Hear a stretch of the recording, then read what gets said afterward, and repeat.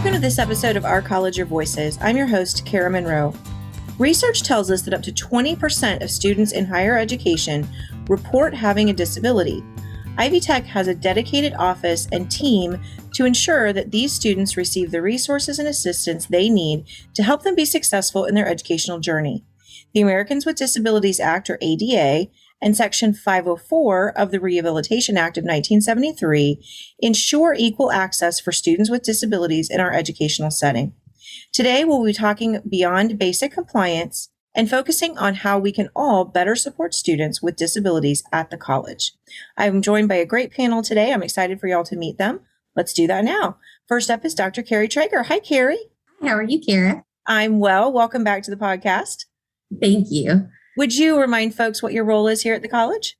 Yes, I am the Assistant Vice President for Student Advocacy and the college's Title IX Coordinator and 504 Coordinator. Excellent. Thank you very much for joining us. And Jamie Fry. Hi, Jamie. Hi, Kara. Welcome back. Thank you. Would you remind folks what you do here at Ivy Tech? Yeah, sure. So I'm the Director of Disability Support Services at the Terre Haute campus. Wonderful. It's good to have you back. Thank And you. Sandra Senatore Roberts. Hi, Sandra. Good morning. Would you remind folks what you do at Ivy Tech? Yeah, I'm the Director of Disability Support Services at South Bend Elkhart campus. Wonderful. And welcome back to you as well. Thank you. And our new member this morning to this panel is Sarah Martin. Hi, Sarah. Hello, Welcome for the first time. Would you tell us what you do with Ivy Tech? I'm the Student Resources Coordinator for the Columbus region and then the Disability Support Services Lead for that area too. Excellent. Well, welcome to all of you. And I'm looking forward. We've got some great questions. And I know, and I think I say this every time that we talk to this group, we've done an episode on DSS a couple of times before. These are just always things that it's good to have a reminder of. So I'm always glad when you're willing to come back on and talk about these with us. So let's start with just a broad overview. What are the services that are provided by Disability Support Services?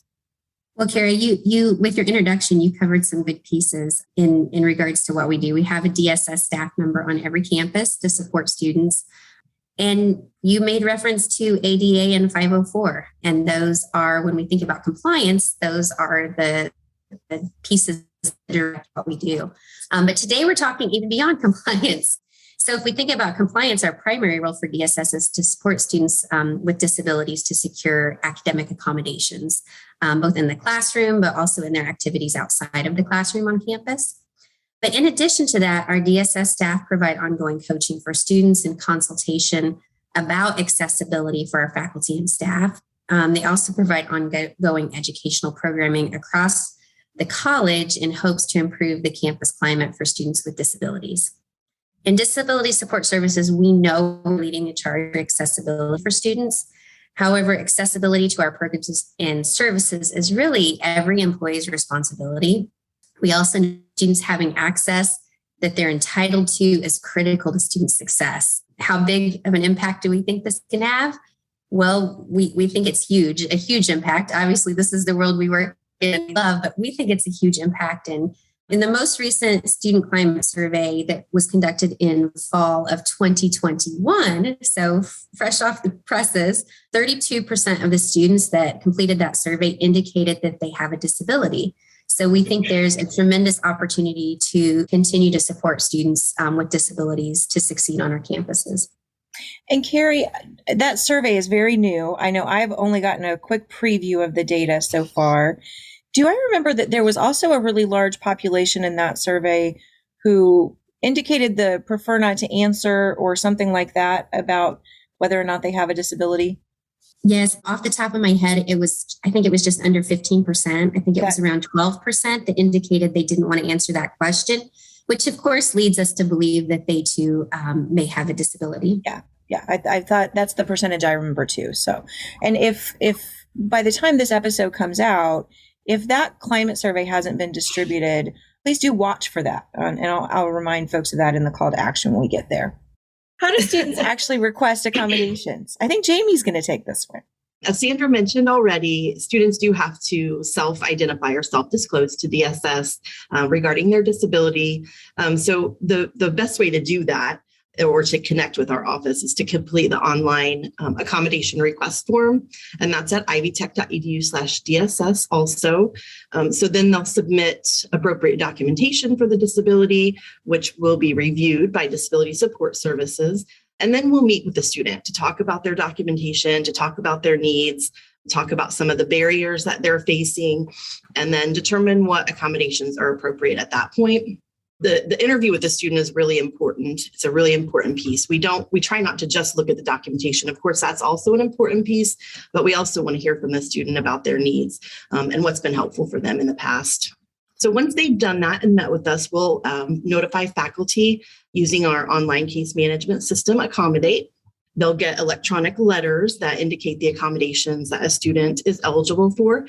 And then it's really important that students and faculty connect to discuss those forms, whether they do that via email or on the phone or a virtual meeting or in person, just to talk about how they'll be implemented in each class, because it could look a little bit different depending on how the course is set up.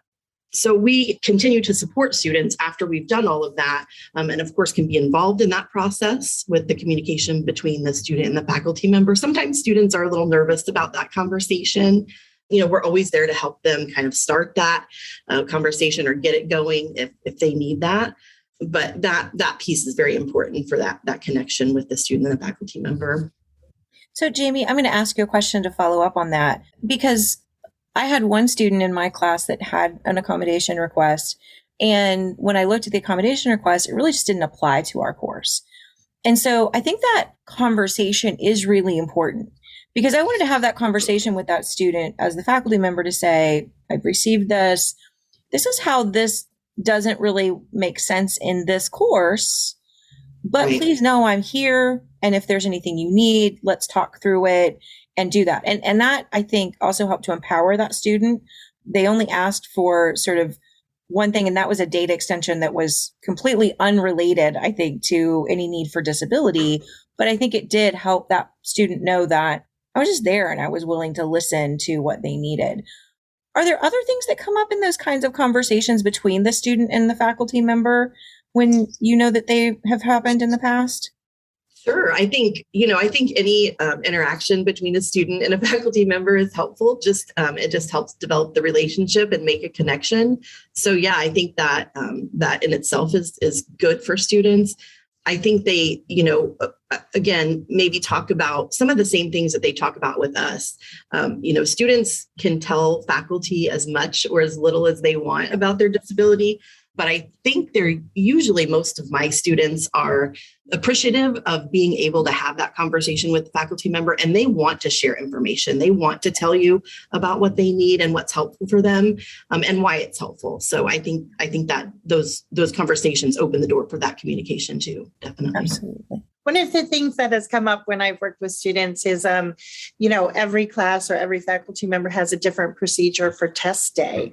So if the student is going to be testing in the testing center so they can have their extended time or distraction reduced environment, student wants to talk about with the faculty member, do I come to class first because there's a review, or do we just start off? I go straight to the test center and you're going to be issuing the test, to students as they walk in the door. So there are all those individual accommodation discussions.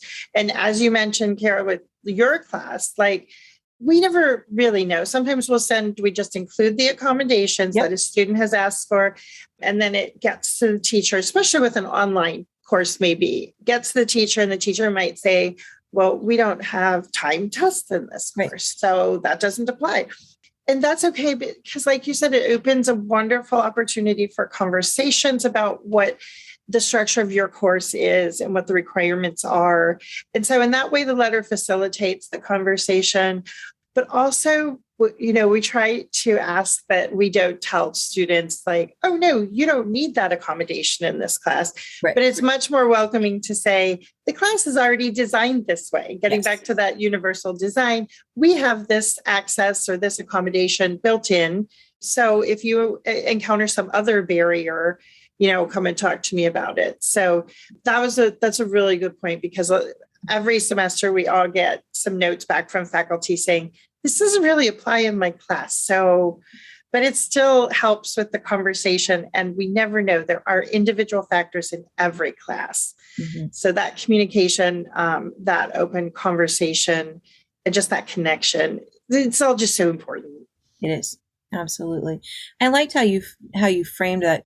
It's not about, well, you don't need this in this class. It's that, well, this class is already designed to help support all students in this way because we don't do timed test or whatever that is. I liked that reframing of it in a way that this is about support for all students.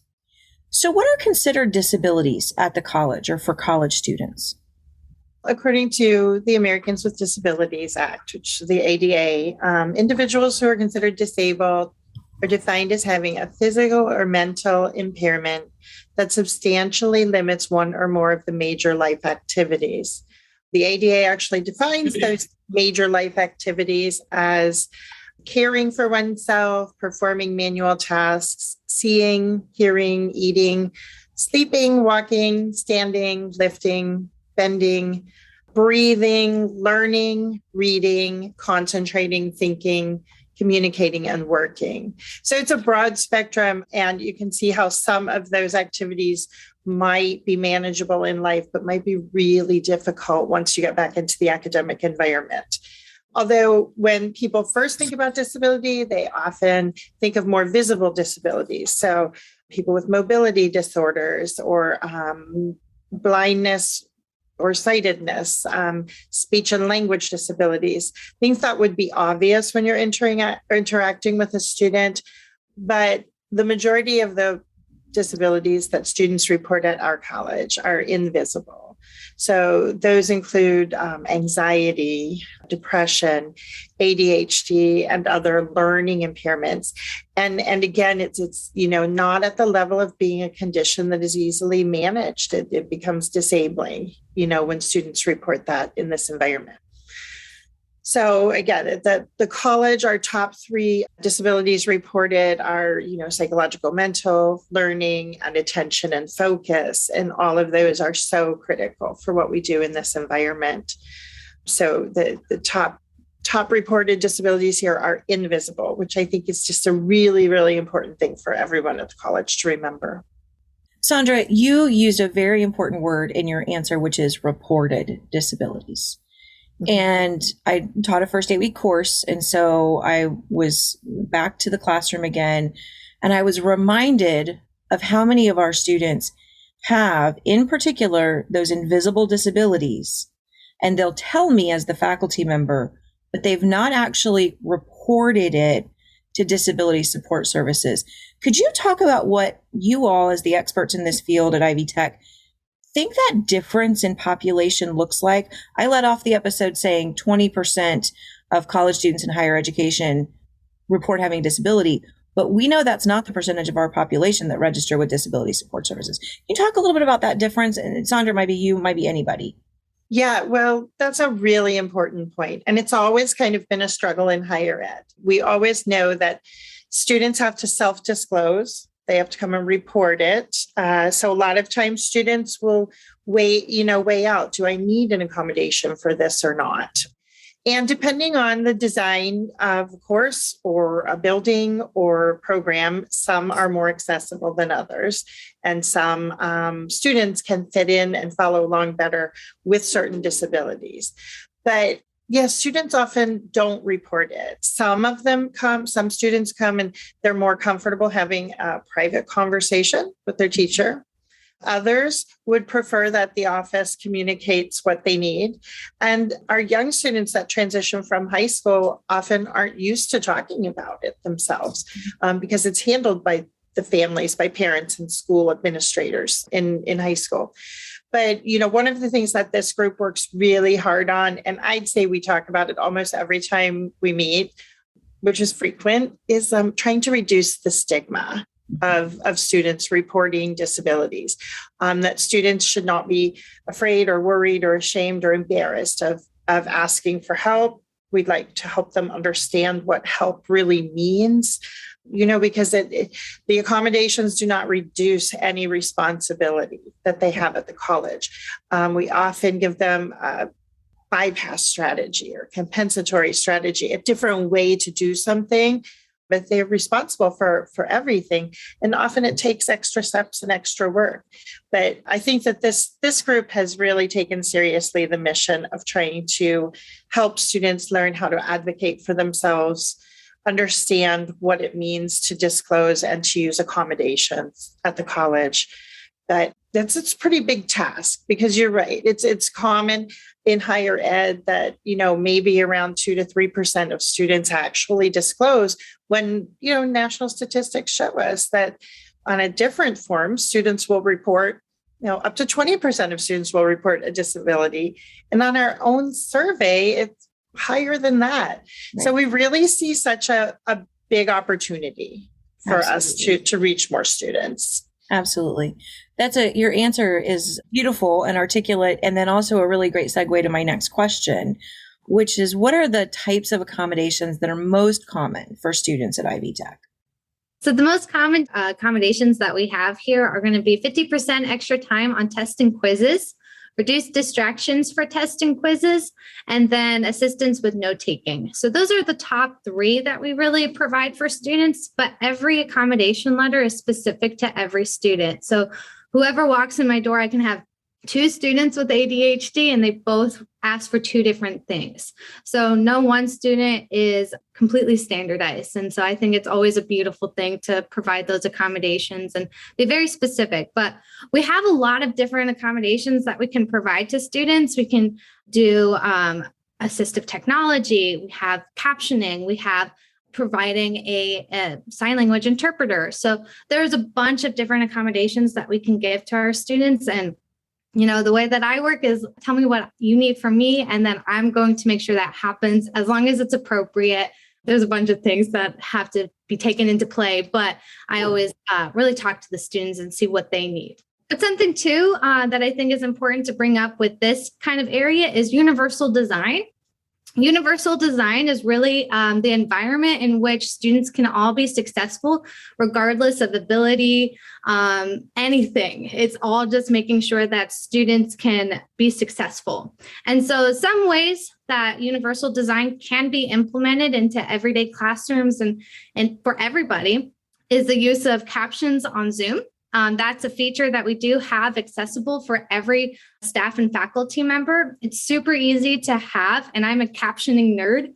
And these captions are fabulous. They are alive and they're automatically automated, but they're grammatically correct and pretty correct too in general. So I've been very impressed with it. So definitely talk to your DSS coordinator if you wanted to have assistance with adding those to your Zoom sessions. Another way you can implement universal design is by providing your notes if you feel comfortable to your class as a faculty member, or PowerPoints. Those things can really go far for our students or for every student, because you just don't know if that student does have an invisible disability, and just wanting to help all of our students in general. So those are our most common accommodations, and also just like how we can even make it a more comfortable environment for all students. I love that, Sarah. And I'm going to add on that folks can all use, and I think it's funny, it's the Blackboard Ally tool that's in Canvas, but we can all use the Blackboard Ally tool in Canvas as well. And it's very helpful. I enjoyed using it as I taught my class, and it's got a lot of useful features for helping me identify those areas where I might be able to apply universal design better. Very good. So how do students find out about DSS, and how do we get them to engage with those services? Any way that we can get the word out, we love it. We try to show up everywhere at any orientation, at any campus event, any tabling event. Again, this group just has such great energy and recognizes the need to spread the word. And it's just so important, because a lot of students don't understand. Some students don't even know that there are disability support services available at a college, And then others, it's intimidating. What are the services? Like Sarah said, there are just many different options. And there is no student that has the exact same needs as another.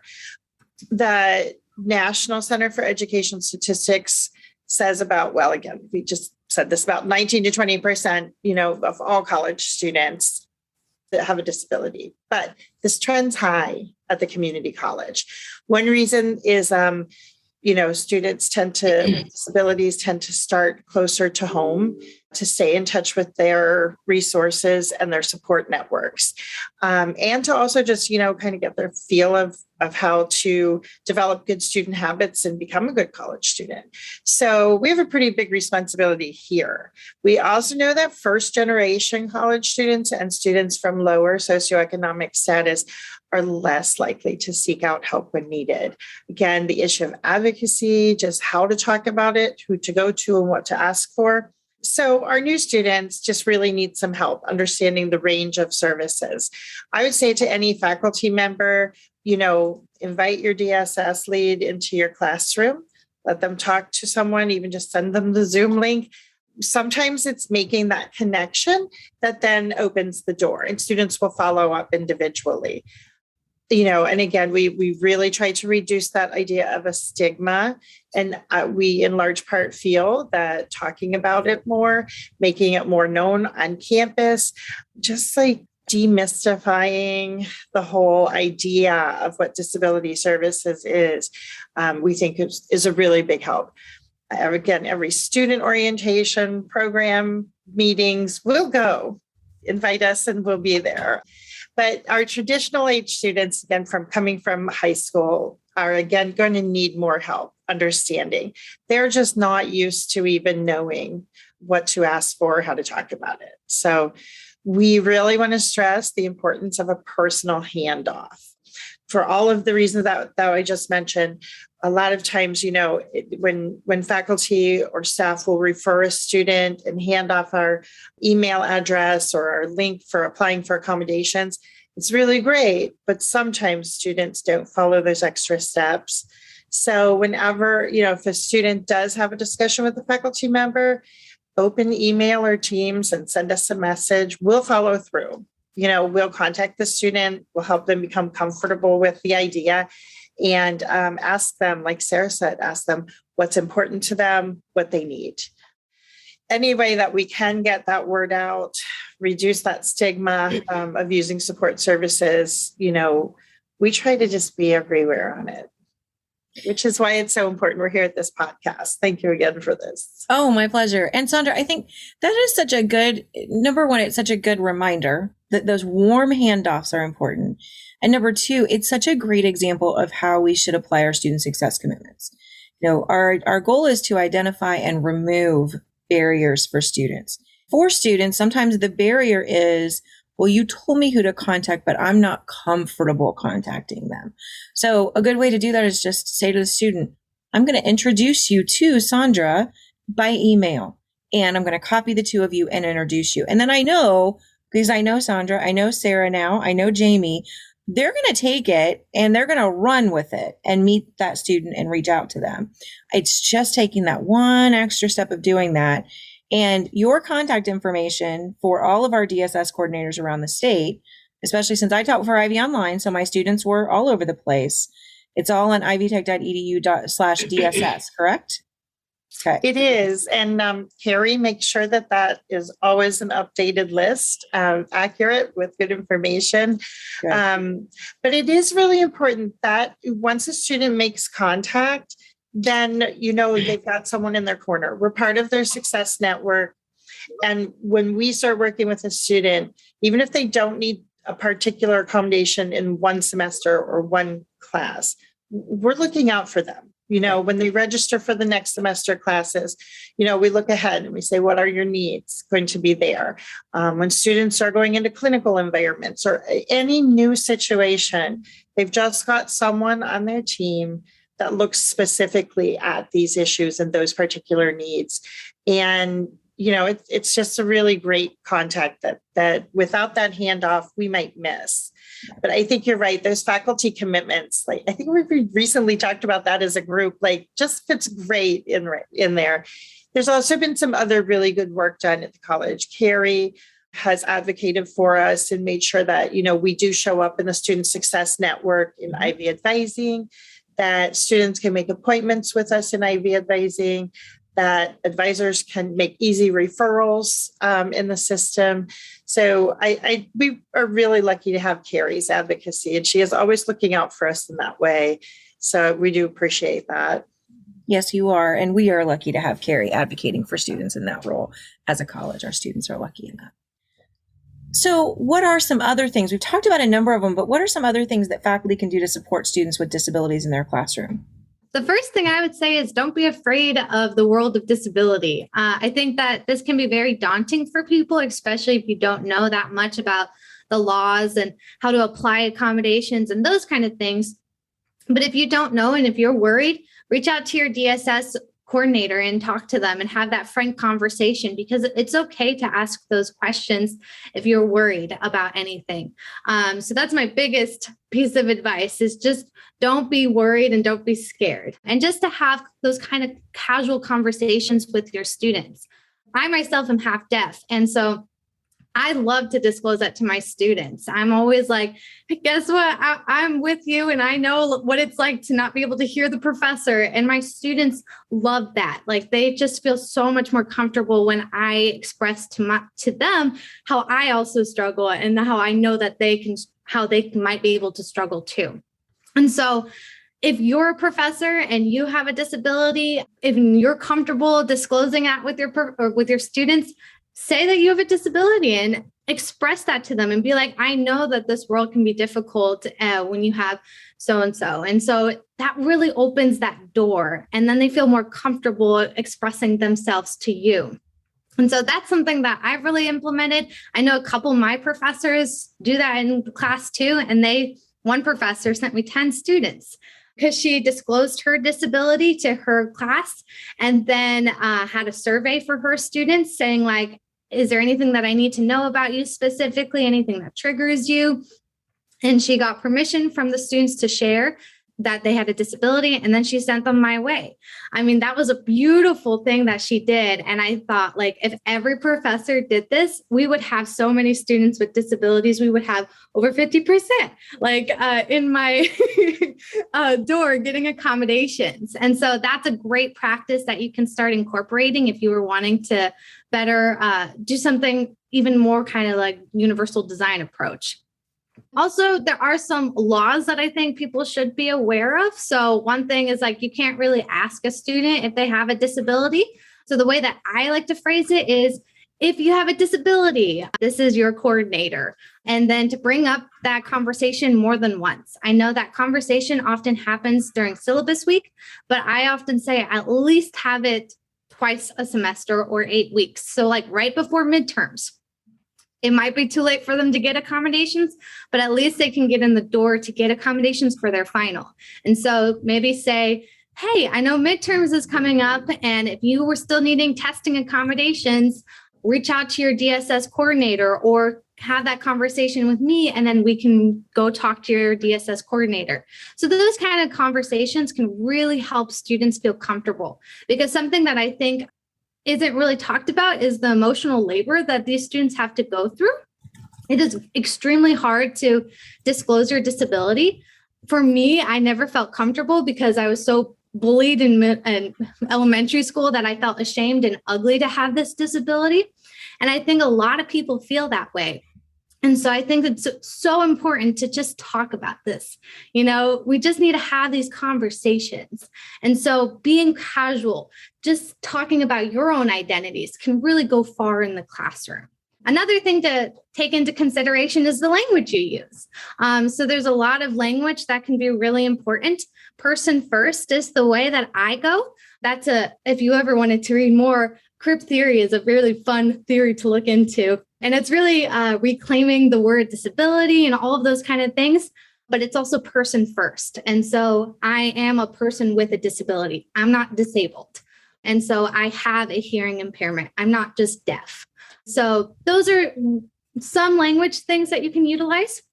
Another thing is autism spectrum.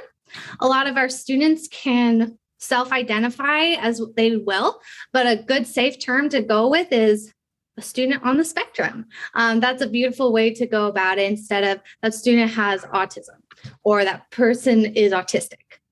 They're not wrong, but it just depends on how the student identifies at the end of the day too. And another thing to realize is that there's no deadline for a student to request their accommodations to be sent out. We do not have a set time that a student can come in our doors to get those accommodations. So an accommodation letter can be sent in your direction at any point in the semester.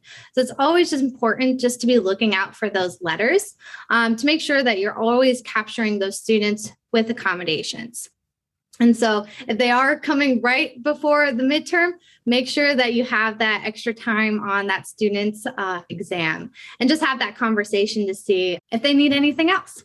And I always say, though, don't give accommodations that aren't on the letter, but just see if there is anything else that can be slightly helpful for the student, if it's just talking a little bit louder in some instances.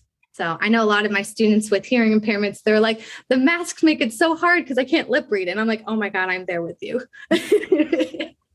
I'm noticing I have trouble hearing because of the masks, Sarah. So I can only imagine that a hearing difficulty or hearing impairment just is made so much more difficult with the masks. Yes, I've had so many awkward moments. Like someone came up to me at Bath and Body and I had no idea they were even talking to me. And I was like, oops. So it's like, there's always those fun casual things that happen with a hearing impairment.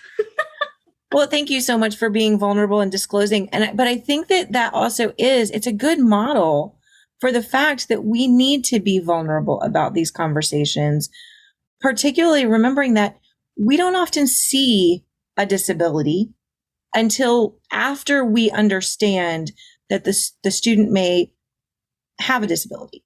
So I think that's wonderful. Sarah, do you have a good resource that you would share with folks on crip theory? There's just like a bunch of articles, and like if you just Google crip theory, I don't know, Sandra or Jamie, do you know of anything specifically? I thought there was like a book.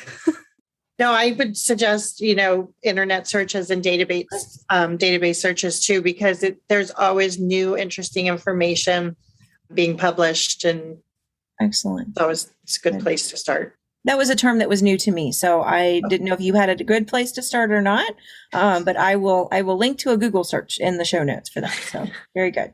This is very near and dear to my heart. This next question, because mine is sprawled out on the bed over here, right across from me. But what do we need to know about service animals and/or emotional support animals, or what I'm hoping Mr. Kona will be at some point, a therapy animal in the classroom or on our campuses? I like this question because I'm a dog person too. I have 3 dogs of my own at home, and I would call them unofficial emotional support animals. They make me very happy. So yeah, a service animal, a true service animal really though can be a dog or a miniature horse, which I'd love to see a miniature horse sometime. Me too. I never have, but I would love it. And they do have to be trained or in training to assist a person with a disability with their needs. So they do have to be performing a task for their handler.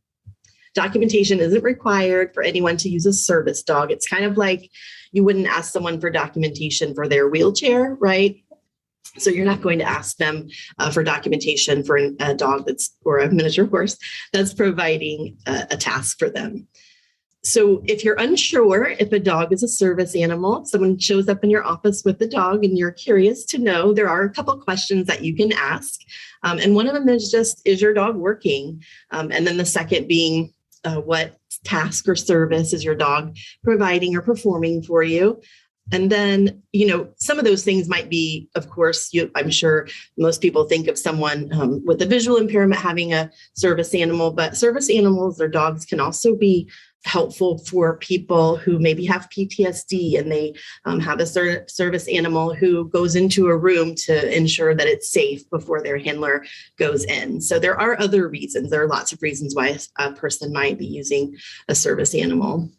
Some service animals can even alert a person of a change in their blood sugar. So there's all kinds of reasons. They are not required to wear a vest or any sort of identification that indicates that they're a service animal. And that's kind of a common misconception. People think, well, if it doesn't have, a vest on that says it's working, then it's not a service animal. And that's really not true. They don't have to wear anything like that. Although I think it's kind of cute when they do.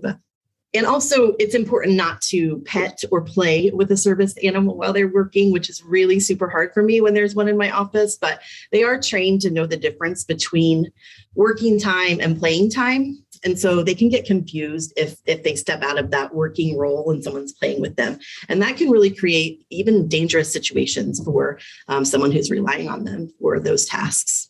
And then with emotional support animals, they're just that. I mean, they're an emotional support to the person who has them or who's using them. And they just really make a person feel more uncomfortable in their environment, make them feel a little safer, just feel better emotionally. So we can, and we do at the college, require documentation for an emotional support animal. And again, sometimes hard to tell the difference, but asking those two questions is okay. Referring someone to DSS if they have an emotional support animal, if they indicate that's what their animal is perfectly acceptable. So those are just some of the differences between the two, and just a little bit about service animals, one of my favorite topics. Mine too.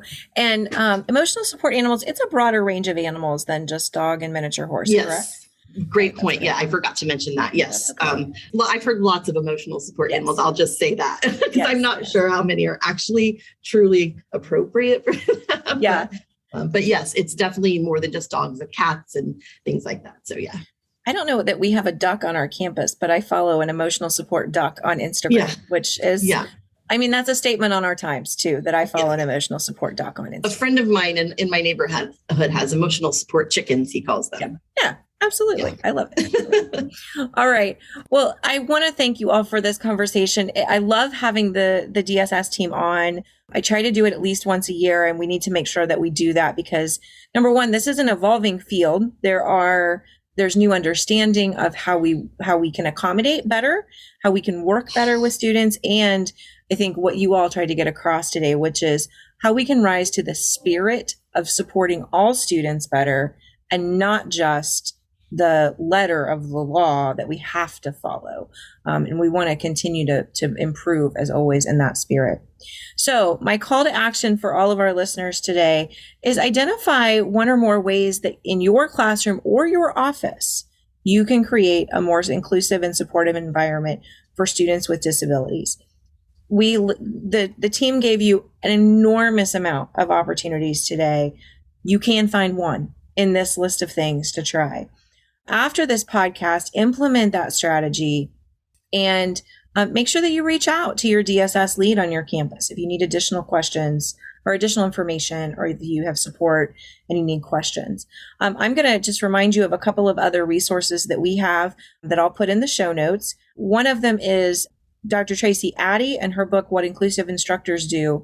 We interviewed her in episode 140, and she gave us the rights to share her initial syllabus survey or her initial student survey, which includes some of the topics around some of the questions that we've asked today that you could do as an activity.